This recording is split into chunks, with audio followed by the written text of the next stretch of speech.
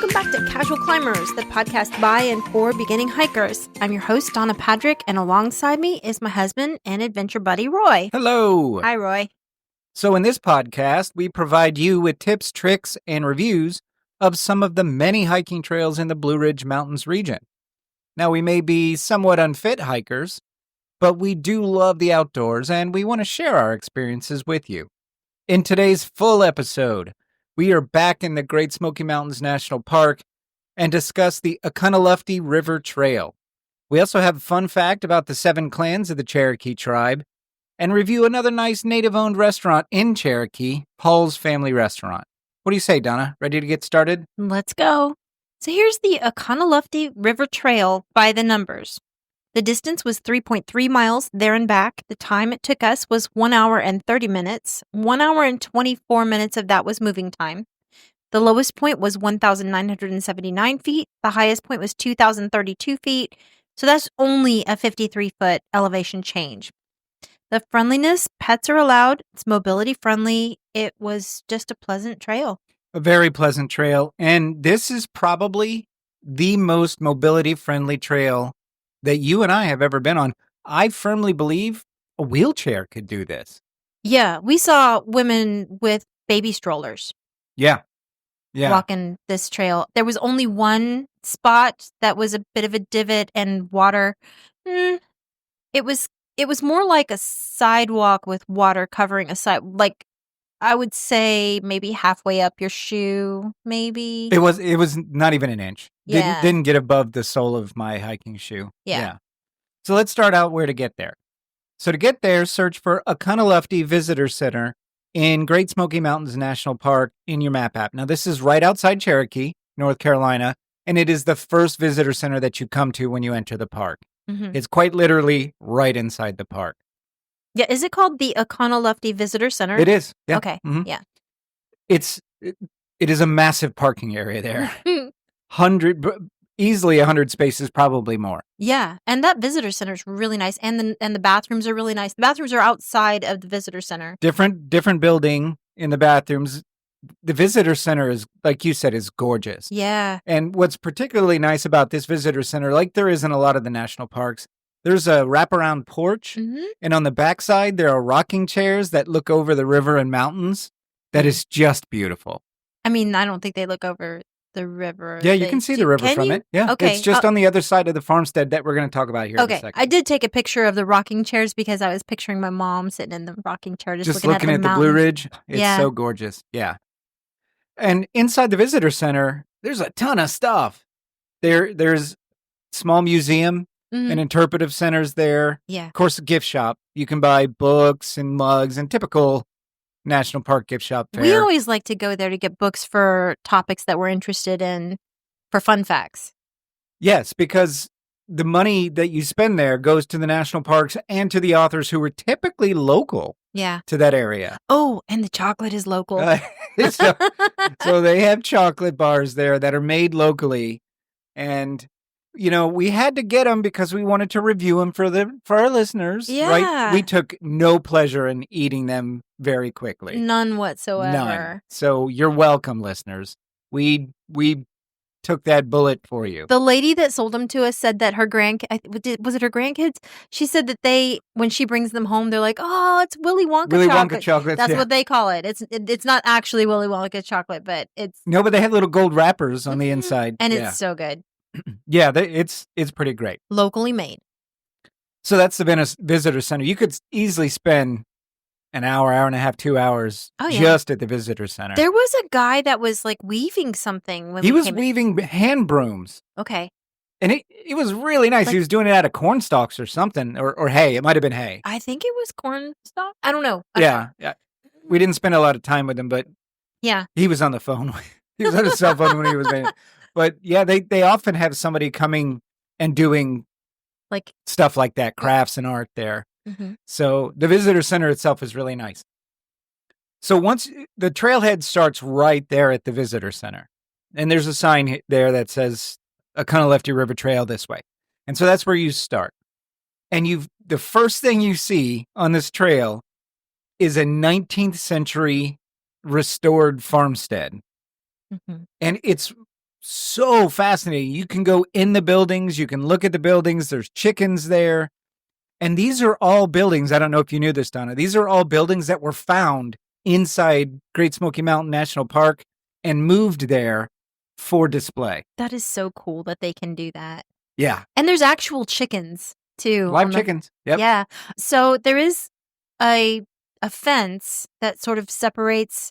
It's a wooden log fence. Mhm. Yeah. And so if you do bring your dog on a leash for this trail, you're just they don't want you to bring your dog in there with the buildings probably because of the chickens and they don't want dogs peeing on the logs, I'm sure. probably. Yeah. But probably mostly the chickens. They I don't would want think. dogs chasing chickens. Yeah. And they're just free roaming around chickens. Yep, walking around. They'll come up to you if you have something in your hand. Now, by the way, opposite the trail from this homestead, these buildings, is this big wide open field that oftentimes you will see elk. There are several signs, both in the parking lot and in this spot, that say if there's elk on the field, don't go in the field. Right. The fields are closed if there's elk, because there can be elk herds, like lots and lots of elk. Right. Now, Donna, did we see any elk? We did see some elk. see some elk. Yes. We saw a small herd of 4 Mm-hmm. elk. And we saw it originally on the trail. They were walking along the road going into the park, and then they went into that field. Yeah. And were just grazing in the field, and they were just moving along right next to cars. Yeah. Like this was a daily thing for them. Yeah. Nothing spooked them. And listeners, I want to tell you this. Elk look so peaceful and majestic, but these things are massive. Don't go up to them. Leave them be. Don't get within 50 yards of them. Give them a wide berth. Take all the pictures you want. We got some, and we'll put them on our Instagram page. Cameras have Zoom these days. Yeah. So yeah.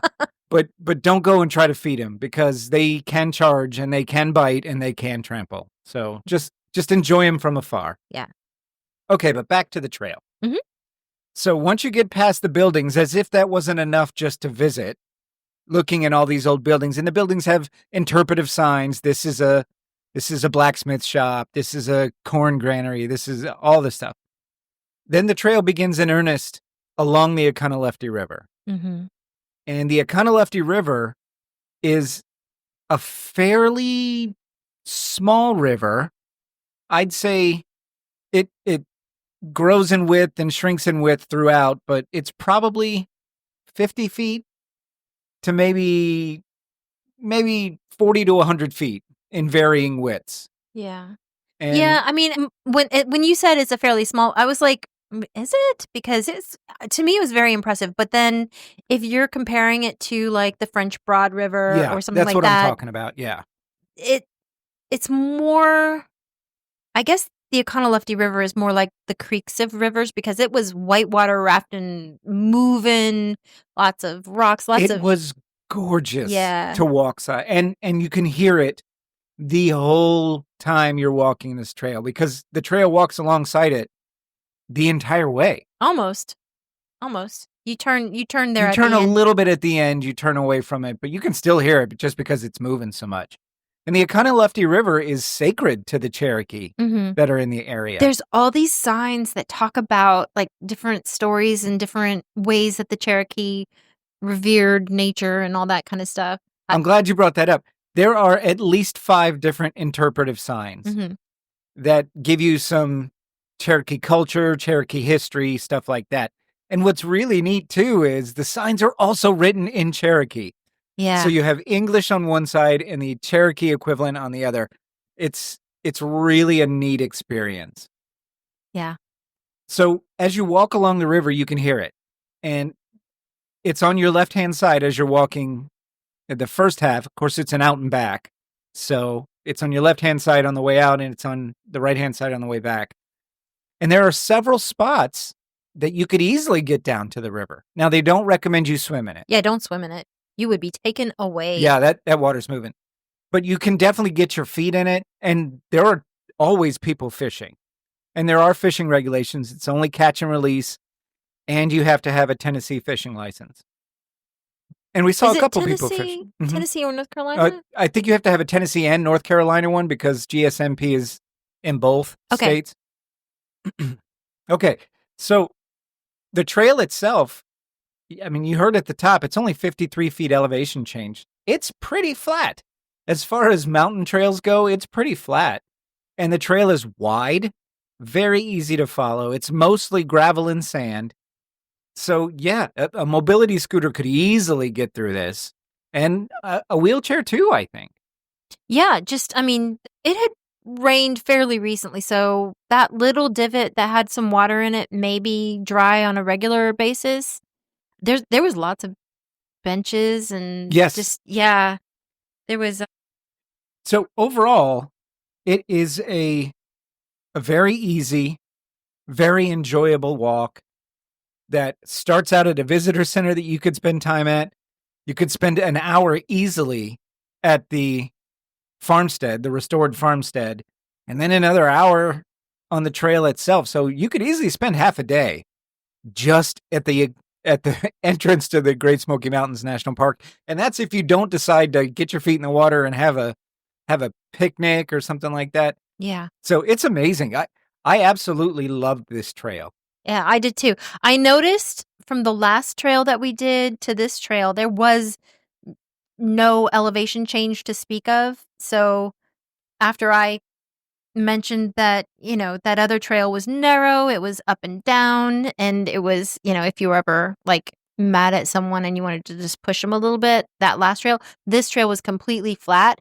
Was there any reason why we did a completely flat trail this time? As opposed to somewhere where you could murder push me? No reason at all. Nope. Okay. Nope, got nothing. All right, I'm just checking. Luck of the draw. Yeah. Luck of the draw. It was just the next just one. The next 10 ones are going to be flat surfaces with lots of people around. Okay. It's just random how we had it planned out. How we had it planned out? Yeah. Yeah. Okay. So I will say this, listeners, this is a very popular path because it starts right there at the first visitor center. So you will see people. Yeah. If you're looking for a secluded trail, this is definitely not it.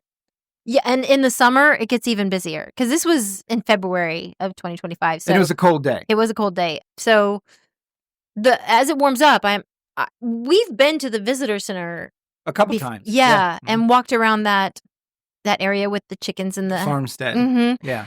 And there's always been a lot of people there.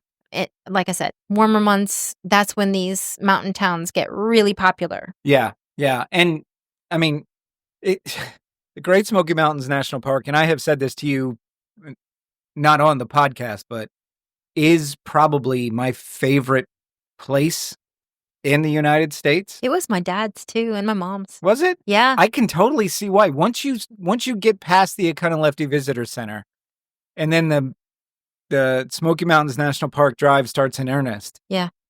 It's breathtaking every single mile. And it is serene and it is clean. I love the Great Smoky Mountains. You looked up, what was it you told me this week? That the Great Smoky Mountains National Park is the most visited? The most visited national park in the U.S. and the most visited park in the world. In the world. Yeah. That surprised me. I was going to say in the U.S., but it has some competition, but that really says something. Now, there are some parks throughout the world that don't track visitorship, but the fact that it is clear and away more popular than Yellowstone and, the Niagara Falls and the Grand Canyon. Which I want to go to all those places. I do too. I do too. But it just is a good reminder of what a gem that we have in our backyard. And we need to protect it. Yeah. So, yeah. It's funny. You and I got a national parks pass just for this park. Yeah, and oh, by the way, if you have a national parks pass, put it in your windshield when you park. Yes. Very good point. Thank you. Anytime you park outside of the visitor center, you don't have to have a pass in the visitor center, but any of the other spots inside the park, like if you stop at, a campsite or if you stop at I thought we needed it to park at the visitor center. No, not at the visitor center because you can buy them there. So they don't really enforce it. Okay. But anywhere else inside if you go to Cades Cove, yeah, at the Walker Sisters homestead, you're going to need that pass there. Now, it doesn't have to be the annual pass. You can buy a day pass Mhm. at the visitor center, but you're going to need a pass anywhere inside the park. Mhm. Yeah. So, Donna, would you recommend this? Oh, yeah. 100%. Yeah. It's just a very peaceful, happy trail. You might see elk there. You might Definitely saw elk when we were there. there's a sign, the sign that says if you see elk, if you see bear, then also stay away from them. It's it it's funny that it has to be said, but it does have to be said to stay away from bear. And we've been in a parking lot where people have been taking pictures, and it's so tempting to take a picture of a bear. I I would be so nervous if a bear came Well, up you to remember we did an episode on Cades Cove, Mhm. and we had talked about the bear that was across the street from the parking lot Yeah. that was maybe 25, 30 yards away, Yeah. and people were going across the street to get close to it. Yeah. Don't do that. It's Don't probably do probably Bears not. will murder you. They can. They can. Don't do it. He was kind of hiding in tall grass, and he was feeling kind of secure about that. But the closer humans get to him, he probably will feel less and less secure in that. Chances are they'll run, but you don't want to be the one time they choose not to. Well, they can run one of two ways, away from you That's or very towards fair. you. That's very fair. And they're fast. So, listeners, the pro tip for the day is if you see wildlife, enjoy it from afar. Yeah. Take all the pictures you want. And Donna and I have our phones filled up with pictures of wildlife from far away. Yeah, I was talking about how I'm glad that it's not like my parents' era where you had to like go to Eckerd's and get the film Get the developed. rolls of film with 24 slides, 24 Yes. exposures. I'm yeah. glad that I can take billions of pictures. Yeah. Half of mine are out of focus. Mm. So, yeah. So I would too. I would definitely recommend it. It is a fantastic start to a Great Smoky Mountains National Park visit. Yeah. Yeah. Absolutely. And would you call this a piece of cake? Oh, yeah. Yeah. I'd call it. I think honestly the easiest hike we've ever done. Mm-hmm. Yeah. So getting some good steps in there, 3.3 miles there and back took us an hour and 30 minutes. I think that the All Trails said what? How long did All Trails say that it would take? And we were 58 surprised. minutes. Yeah, and we were surprised because We were moving yeah, a pretty good clip right. and did not stop for too much.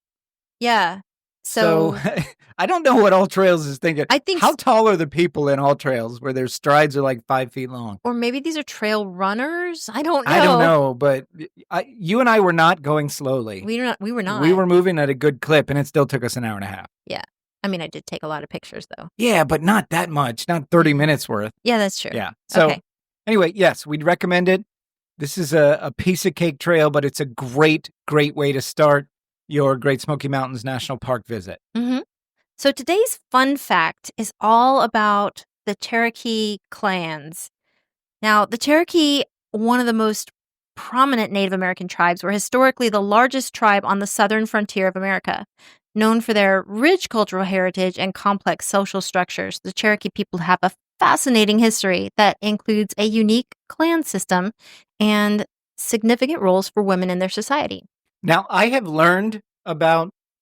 learned about the clans in the museum and then at the Oconaluftee village that's in Cherokee. Mm-hmm. And I still find this fascinating. Yeah. So I can't wait to hear this fun fact. Yeah. It doesn't get old for me. The Cherokee Nation is comprised of 7 clans, each with its own distinct responsibilities and characteristics. It wasn't just like, oh, I want to be in this clan because I like their colors. They each had a job to do. So these clans, they maintained the social order and cultural practices of the Cherokee people. Women in particular held powerful positions within their clans, serving as both the heads of their household and the leaders of their community. The women were the leaders. The leaders of the clans, yes. Mm-hmm. That doesn't make any sense. It did to the Cherokee. I don't see why that would make sense. Women have smaller brains than men. Really? I have no idea why you want to push me off a mountain. Let's do a hike. No with, flat hikes from now on. Some elevation Nope, change. flat hikes. Flat hikes with lots of people. It. I'm actually bringing some people the next time, so you can't push me anywhere. Marriage customs among the Cherokee were designed to maintain social harmony and prevent incestuous relationships. It was forbidden to marry within one's own clan or the clan of one's father. Your clan is the clan of your mother. You couldn't marry within that clan or the clan of your father. Because, wow, really? Yeah, because that would be considered incest. So you only have 5 other clans to choose from. I mean, I'm guessing that they're pretty big groups, but yeah. Okay. That would suck. I have my favorite clan, and we'll talk about. I'll bring it up next time when you talk about it. These incestuous marriages were considered punishable by death. What? Way back. So if you fell in love with a girl that was like who was the same clan as your mom, for instance, or your dad, doesn't matter. Well, yeah. That was a no-no? I mean, that's rough. It'd be like falling in love with your cousin. Not really. Kinda. It's not your cousin. Okay. So, and also, if you fall in love with your cousin, you're not gonna like be murdered or put to death. Not that I know of, anyway. I would hope not. Okay. The origin of the 7 clans is explained through various traditional stories. One tale suggests that there were originally 14 clans, but some were expelled for not adhering to the laws and customs. Another story describes a perilous journey from an island plagued by natural disasters, earthquakes, and volcanoes. And only 7 of the groups that left that island got on boats and like yeeted out of there because came to the eastern U.S. land. Yeah. What island would that be? I don't know, but if it had, it's got to be Atlantis. Yeah, sure, it's Atlantis because like earthquakes and volcanoes, and then they got on boats and got out of there before Atlantis sunk into the ocean. Exactly. Okay, and only 7 groups survived. Mystery solved. To form the Cherokee Nation. I didn't think about Atlantis, but yeah. Mystery solved. All right, so on to the clans. The Wolf Clan. I'm going to try and say these words. Aniwaya. That's pretty good. Yes. So the Wolf Clan, this is the war clan, and it's the largest and most prominent clan. The war chief would come from this clan. You'll find that like with these different clans, it'll say keepers of, and then a certain animal. I guess it's like, that's their spirit animal or sort of, something? yeah. Okay. Like, right. I don't think they actually kept these animals. Like I they wouldn't were, think so. like no, maybe they prayed for these. I don't know. Keepers and trackers of the wolf. So this was the only clan who could kill a wolf. Like interesting. Yeah. I mean, they didn't eat wolf for meat unless they had to. I don't think they did. No, they didn't. And it would be a special ceremony. It would be like a sacrificial thing. Maybe it would help them win a battle or something. All right. This clan was responsible for developing, maintaining, and teaching loyalty, protection, and security. Oh, okay. I mean, it makes sense. Yeah. So I'm thinking this is your army. It's your military. Yeah, your military. Yep. Yeah. So certain warriors, a few members of this clan stand out and are known as alpha warriors. Oh, okay. So like, alpha males. Mm-hmm, so like the Captain Americas of, Captain Native American. Captain Native American. Anyway, they were the protectors because wolves are known as protectors. Okay, I get it. And they would function as part of a group but maintain their own individuality. They were responsible for maintaining security, and they were also the ones that would have intelligence about the surrounding area. So it makes sense. They're going to have scouts for their they combat were actions. The ones that would know, hey, the Creek are pushing into the north, or the white man over there is, like probably more often looking pretty sketch. Yeah, they were known for their bravery in battle, of course. Now, each of these clans is going to have a color, a wood, and a flag. So their color was red, their wood was hickory, and their flag was red with white stars. They had a flag? Yeah, each one of them had a flag. I wonder if that's modern or if that was... I don't know. Okay. This information came from owlcation.com. Owlcation. O-W-L. Yeah, O-W-L-cation. O-W-L-C-A-T-I-O-N.com. Yeah. All right. It's the 7 clans of the Cherokee. So the next clan is Anikawai. A-N-I-K-A-W-I. Anikawai. So this is the deer or bison clan. And they represent... I have heard deer. I've heard deer. The deer clan, yeah. They represent peace and are keepers of the deer, obviously. They are known as fast runners and hunters. They're providers of the meat, the game hunters. Interesting. Yeah. except for wolves, obviously. God, what a great choice, though, right? Because deer are typically very peaceful. Yeah. They're great runners. Mm-hmm. Yep. So these are, I think about, what was that movie? Disney did it with the blue people, the Avatar. Yes. Mhm. Where like the guy learned to say a little prayer and thank the animal for the sacrifice. That comes from Native American Yes. traditions. And yeah. that's the sort of the spirit or feeling here. Like there was a lot of respect and care for the animals. And they're thanking the animal for their sacrifice. feeding them. Yes. Yeah. So, but they also respected and cared for the animals that lived among them. So they did have animals. I don't know if they had like cows for milk or whatever, dogs. Probably not cows for milk, but I do know that they had pigs and sheep. Okay. Yeah. All right. These are the people that And goats. cared for the animals. They were known as messengers on an earthly level. So they would actually physically deliver the messages from village to village, from person to person, because they were fast runners. Yeah, it would make sense. So these are your lean, fast marathoners, probably. Yeah, exactly. Okay. Yeah. Deer Clan is very cool. Yeah. Known for their speed and grace. Here's an interesting, this is the last fact that I pulled up about them before we get to the color wooden flag. They also maintained all sports and sports equipment. So I kind of wanted to dig further, but I ran out of time. Like think about it. They played games. They had stickball, and interestingly enough, they still play it in Cherokee today. You can go watch a traditional Cherokee stickball game. It's very much like the modern lacrosse. Okay. Except it's a little bit more violent than lacrosse is. Lacrosse can be pretty violent. But they have these sticks with these netted ends, and they have a ball, and it's basically very much like that. They catch and pick up the ball and try to get it into the target. Okay. Is how it played. They still play it traditionally today in Cherokee. And you and I have driven through Cherokee a number of times. Yeah. And we didn't stop, but there we passed, we watched a game going on. Yeah. Yeah. It's cool to see. I mean, I was seeing more than you were because you were driving. I was driving. Yeah. Okay. So did I say what okay, their color is brown, which makes sense. They're hunters. They want to blend in with the forest. They're deer. Yes. Their wood is oak, and their flag is purple with yellow stars. Okay. So stars are starting to be a theme. They are very much a theme. Okay. The bird or eagle clan, that's Anitisiskawa. Anitisiskawa. Tisiskawa. Tisiskawa. Okay.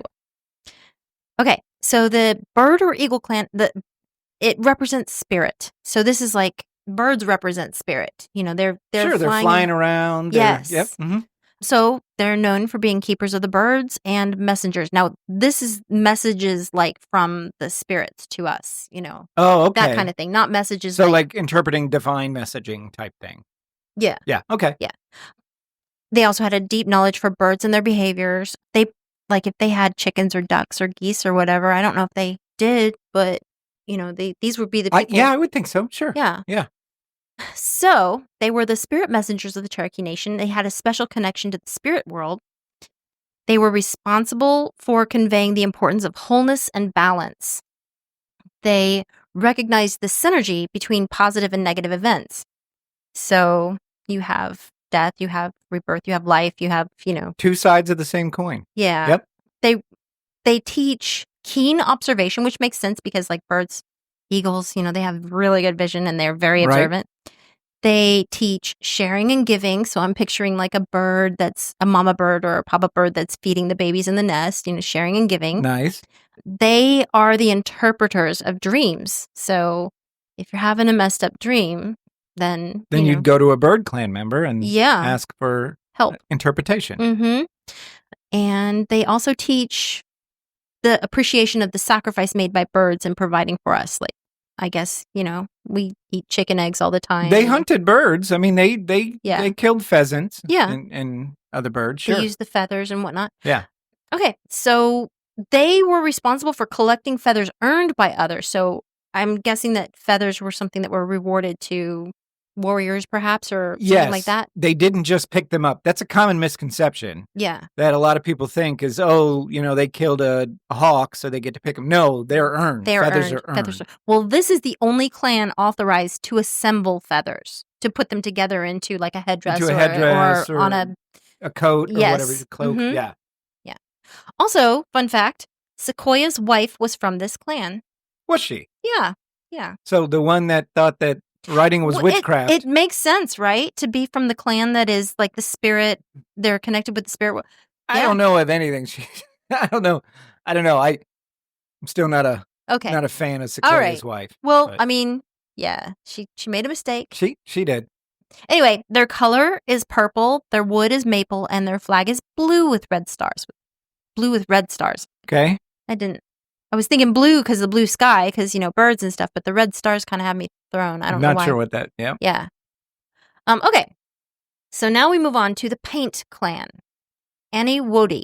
Aniwodi is the word. So the Paint Clan represents death. Think of healers/sorcerers and medicine men, that kind of thing. All right. This is where wise men came from. This is the smallest and most secretive of all the clans. They're known for not only being healers, but also conjurers. So kind of like druids. Yeah. Yeah. Yeah. They taught... Or shaman. Shaman, Yeah. sure, yeah. Mm-hmm. They taught about life, birth, death, regeneration. They performed illusions during ceremonies. So these are the guys that would have like... That's awesome. Yeah. Like gunpowder and fire. Like, sulfur. Make whatever. It turn red. Yeah. Yes. Yeah. That'd be exciting. So they were the bards of maybe. I don't know. They were the only ones to make the special red paint and dye used for ceremony and warfare. Really? Yes. They had very So they were very busy if they were making war paint. Especially for the Red Clan, that was one of the largest ones. Like, bro, you were just here last week and I gave you a gallon of red paint. What did you do? I spilled it. Come on. Come on, Red. You and your stupid wolf. So Sequoia was a member of this clan. That totally makes sense. Does it make sense to you? Think so. Yeah. I mean, I guess. I mean, maybe that, because these are where sorcerers come from.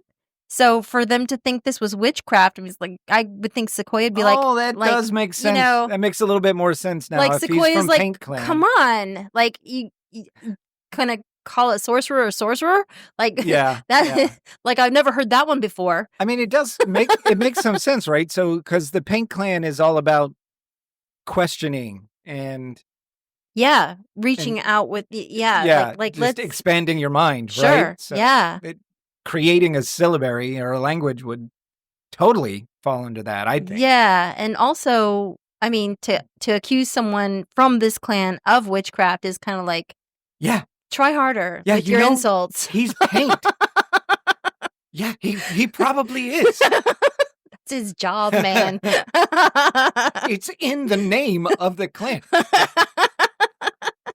Okay, so their color is white, their wood is locust, and their flag is black with red stars. I don't know. Black with red stars tracks too. Yeah. That's on brand. Uh-huh. But wood is locust. I guess there's a locust tree? I don't know. I don't know. That's interesting. I didn't.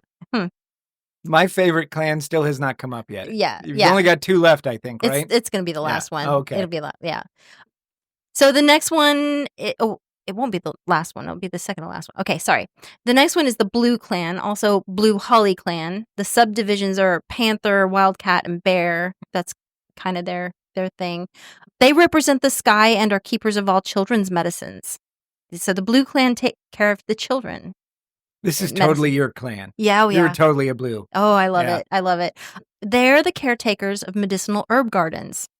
They are known for and named after a medicine made by Blue Holly. They taught upholding truth, and they taught about the balance between power, intention, physical strength, and grace.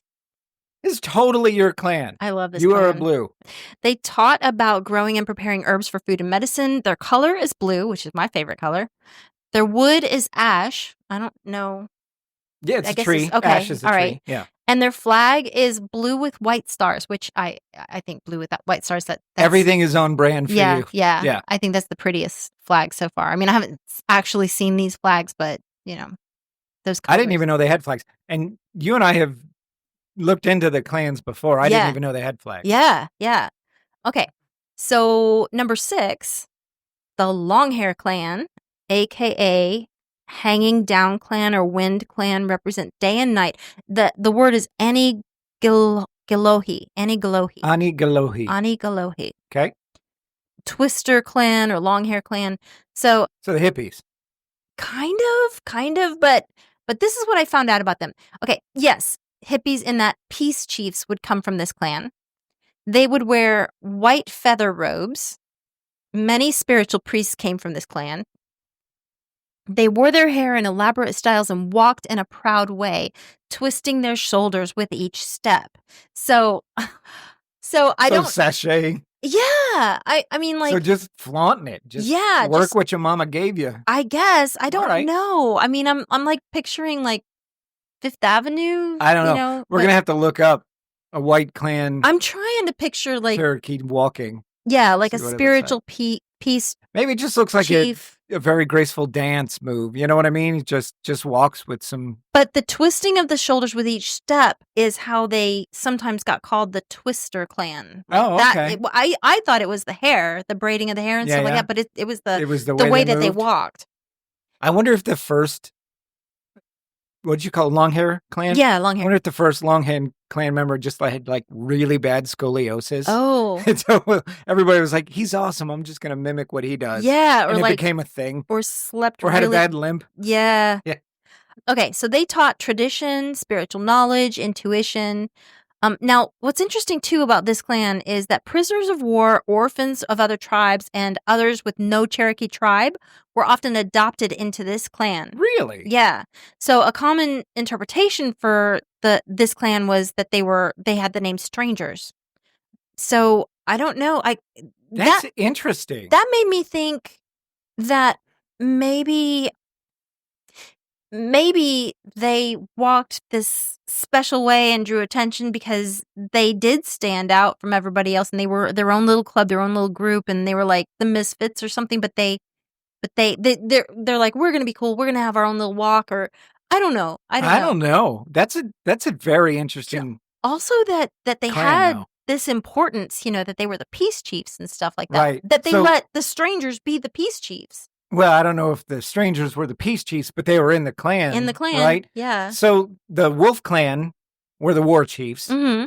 and the long-haired clan were the peace chiefs. Mm-hmm. And from what I understand, and if you're going to cover this, I apologize, but depending on what was happening at the time, it could either be a long-haired or a wolf clan in charge of the whole tribe. Yeah, if it was at peacetime or if it was at wartime. Yeah. So if they were in combat, the red would take over. Mm-hmm. The wolf would take over. And if it was in peace, he took a back seat to the long-haired clan. Yeah. Yeah. No, I wasn't going to cover that, but thank you for bringing that up. Yeah. Yeah, we learned that at the museum. Mm-hmm. Okay, so this clan was involved in diplomatic and ceremonial roles. They helped maintain peace and order within the tribe. Their color was yellow, which tracks. Yeah. Their wood is beech, Beech, and their flag was black with white stars. Interesting. Mm-hmm. Okay. Okay, so the seventh and the last. Now, was that the long hair clan? Was that the one that you liked the best or no? Nope. Oh, maybe it is the last one. Okay, the seventh one is the Wild Potato Clan. Wild Potato Clan is my favorite. Yes. It's just funny to me because I am the Wolf Clan, I am the Deer Clan, I am the Eagle Clan, I am the Long Hair Clan, I'm the Potato Clan. I don't think that they had. It's just, I don't know, it's funny. Wild Potato, by the way. Okay. It was wild. Okay. I would totally be a Potato Clan guy. I actually didn't write down like the Cherokee name for that. No. I don't know what it is. I'm sorry. We'll look it up. Okay. So they represent flesh. They're known for agricultural skills. They are the keepers of the land. They are farmers and gatherers. And they are particularly good in cultivating wild potatoes and other plants that grew along streams. These plants were used to make flour and bread. So I'm wondering if this was like the first potato bread. Maybe. Yeah. I mean, maybe. I love potato bread, but I'm sure it's because of the flour and sugar that's in it. Okay, so they taught insight, introspection, gathering, growing, and preserving food, providing shelter. They may also have been known as the Bear Clan, which is really cool. They're also called the Blind Savannah Clan. Blind Savannah Clan? Yeah. Why is that? I don't know. Oh, but it's just that's also what they're that's called. one. The Okay. Cherokee name is Anigatawegi. Anitagawagi. Yeah. Okay. All right. So they spoke reverently of the bear and its sacrifice to provide for people. So all the way through, the Cherokee have such a respect and a reverence for animals, for them sacrificing their sacrifice For animals and the land. Yes. Right? Mm-hmm. So they have a whole clan dedicated to honoring and preserving the land. Yeah. That would totally be my clan. I would be a wild potato. Oh, yeah. Yeah. Okay. They ensured the tribe's food security. That does track for you. You always make sure that we have the right groceries in the house and whatnot. Try to. Yeah. They are nurturers by nature. Oh. Missed that checkbox. Their color is, do you want to guess their color? It's got to be green, right? It is green, Yep. yes. Very good. The wood is birch, and the flag, do you want to guess the flag? Green with white stars? Close. It's yellow with green stars. Okay. Yeah. Which I think would be a very cool combination. Yellow's bright. Yeah. Yeah. My least favorite color. Is it? Yeah. Really? Just because it's too much. Orange is my least favorite. Is it? I get that. Yeah. Yeah. Okay. So the Cherokee Nation's history and heritage are deeply intertwined with their clan system. Each of the 7 clans played a vital role in maintaining the social structure, traditions, and values of the Cherokee people. I love that fun fact. And learning about the clans is really neat. And if you go to the Oconaluftee village, there, and you have to pay an entrance fee, so just heads up on that. But it's highly recommend it. They'll tell you about the clans, and you can see, like, there's this big ceremonial meeting hut in the middle of the of the Oconaluftee village. Yes. And the different clans sit in different sections. Well, people that are there to see, like, you can choose what clan you want, what section you want to sit in. Right, but traditionally they would sit, like the Wild Potato Clan would sit in one section, the Wolf would sit in it. They sat with their own clan. So if you're married, your spouse is going to be in a different seating area for this town hall meeting because it was talking about the village business, and that had more to do with the clans than it did with your individual family. I think when a man married a woman, he left his clan and went to her clan, right? I think he could choose to. The kids, I know, would fall under the mother. Fall under the mother. Yeah. That's interesting. In Scotland, they had the different Scottish clans, which I find that interesting, that this range of mountains is the same range of mountains. And they had same basic type of... Yeah. Yeah.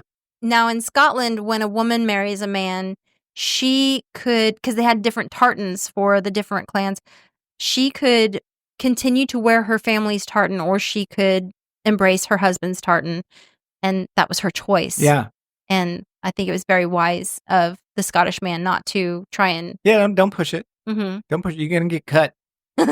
One of my favorite fun facts about the Cherokee was that if either married person, husband or wife, wanted a divorce, the wife would just put his stuff outside the hut door and he would go stay with mom. Didn't matter why. Didn't matter what. So she could just put his stuff outside and he would go get his stuff. That's how he go back to mom's house. That's how he knew he messed up. That's such a, because, you think back in not so modern history and even modern history, women did not have a lot of authority to choose to leave, stay, or have ownership of property. But the Cherokee, going back to the 1500s, was like, that lady's like, get your shit, get out. So like, I'm thinking back to all, you know how you like to watch those little videos of people, freak out videos, I think is what they are. And how many times have we watched where a woman is on the 2nd or 3rd floor and she's just chucking stuff out the window? Yeah. I'm wondering if she has a little bit of Cherokee in her. Maybe. I mean, you could totally see it, right? Yeah. But good for the Cherokee. They empowered their women. The women had a lot of authority and respect and power in the tribe. I mean, I think it was all respect. I think there was respect between the sexes. I think that they just all had a place in society, and There was, it but, wasn't anybody's thumb on anybody's head. Right. It was work together as a team. But to be fair, that was less common during that era Yeah. globally Yes. than it was there. That's all I'm saying. And that's a fair point. So, yeah, that was a fun fact. Thank you. Fun fact. A fun fact. I thought it was fun. Thanks, Donna. Mm-hmm. All right, so today's review is about Paul's Family Restaurant right there in Cherokee, North Carolina. And this is, 5 minutes from the Oconaluftee Visitor Center? Yeah, not far at all. Not far at all. The address is 1111 Sali, Tsali Boulevard in Cherokee, North Carolina. And they're open every day from 11 a.m. to 9 p.m. Yeah, the day we were there, they opened a little bit late because it was very cold, and I don't know, they opened at 12 that day. They opened at 12 that day, but their posted hours are 11 to 9. Yeah. But so if you're coming there right at 11, maybe just call, see if they're open. But I think that was an aberration. Yeah, it's a very mom and pop restaurant. It is native owned. Yeah. Which I very much appreciate.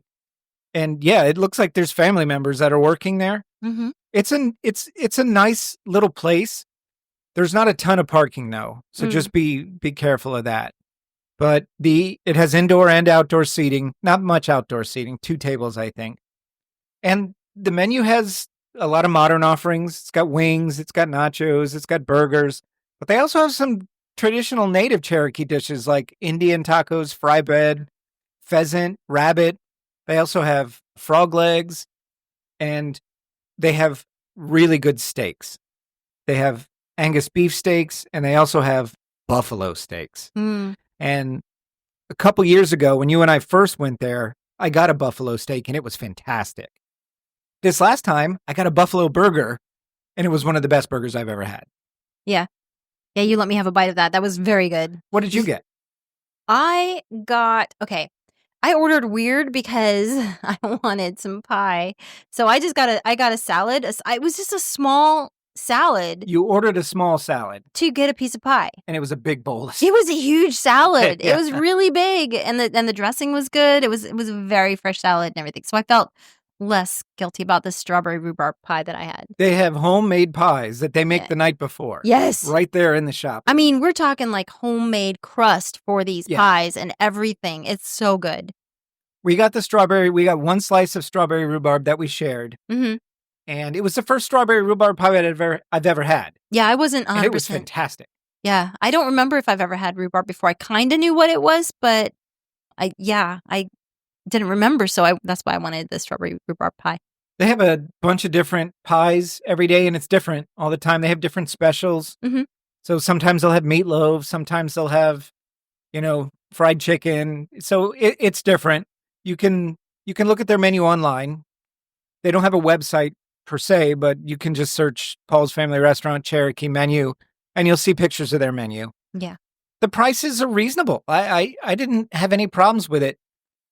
My burger and drink, now I just got water, but my burger and a big plate of fries was $13 for a buffalo burger. Yeah. That's so that crazy. wasn't bad. And they have regular burgers for under 10. Yeah. Regular burger and fries for under 10. They have interesting things. They have Indian tacos, which I got the first time we went there. Very bready. I wasn't prepared for how bready the Indian tacos are. Very good, but very bready. It's definitely not like a taco kind of thing. Yeah, it's not like a taco. It's kind of like a flatbread with taco salad, stuff. But instead of a crispy tortilla shell, it's a big old bready fry bed shell. Yeah, it was very good. You have on here pheasant and rabbit. Yeah. Yeah, I saw the rabbit on the menu. I didn't see the pheasant. Yeah, they have pheasant. So if you are adventurous and like to try different things, then this is maybe the place for you. Yeah, they had elk burger, but after we had seen the elk in the field, I did not have the heart to order an elk burger. Yeah. I just couldn't. Yeah. But, I mean, it's not like they source the elk locally. They that get them we know of. From farms. Probably. So, yeah. Okay, that makes me sad. Now I need to become a vegetarian. I mean, it's not a bad reason to become a vegetarian. But overall, the food was good, the service was good, and The lady who served us was very pleasant. Yeah, she was super nice. Yeah. It's a good overall atmosphere. There's tables inside. There's some TVs with low volume playing either news or sports. So it's a casual place. They had the Cherokee clans up on the walls. They had some different artwork, Cherokee artwork and stuff, and it was very interesting. That's what gave us the idea to do that as a fun fact, Mm-hmm. because it was on the wall. Yeah. So it's a neat place. And again, it's right there on the main drag of Cherokee, where you can get to all the shops and the museum and the Koala Arts Guild. So there's a lot of neat stuff to do downtown. So after you eat at Paul's, just park a little ways down and just walk through the shops. There's a lot of touristy stuff. Yeah. Let's just get that out of the way. There's a lot of touristy stuff, a lot of cheap t-shirts and trinkets, but there are some really nice shops that have handmade local artisan craft stuff like belts and walking sticks and real Indian headdresses and stuff like that right there. Yeah. That you can get. So would you recommend Paul's Family Restaurant? I would. I would too. Well, now we reviewed the Native Brews Tap and Grill a couple weeks ago. That's just half a mile away from this. Yep. And both places are good places to go. So if you're going to be in Cherokee for a few days, hit both. Yeah. We highly recommend it. Both native owned, both locally owned by Cherokee natives. And so what better way to give back to the community than to support their restaurants? Mm-hmm. So that's our show this week, guys. The Oconaluftee River Trail in the Great Smoky Mountains National Park. Just a little over 3 miles there and back, but there's so much to look at and do along this trail that is easy and accessible. One of the very few trails that we've covered that you can actually get a wheelchair up and down and still enjoy every inch of the trail. We also covered a fantastic fun fact by Donna about the 7 clans of the Cherokee tribe. I'm totally a wild potato. Donna is a blue, without question. And we also talked about Paul's Family Restaurant there in Cherokee, a great place to stop, get a buffalo burger. You won't be disappointed, and enjoy one of their fresh pies. Mm-hmm. Yes, thanks so much for listening. Please like us and subscribe to us in whatever podcast app you use, and be sure to leave us a review because that's how our show grows. Feel free to check out our trail photos at casualclimbers.com or on Instagram at Casual Climbers Podcast. If you have a question, comment, or just want to drop us a line, you can reach us at casualclimberspodcast@gmail.com. So, Donna, if we went to Cherokee, and we're going to go probably in a few weeks, we're going to go back because we have some other hikes planned in Great Smoky Mountains. Do you think they'd let me be a member of the Wild Potato Clan? I think you probably have to actually have Native American, Cherokee DNA. I don't know. We can ask. There is that one clan that takes in strangers, though. The long-haired clan. Mm-hmm. That may not be the clan for you. No. I was like, wait, what do you mean by that, Donna? Well, you're bald. That's very hurtful. That I have a luscious band of hair.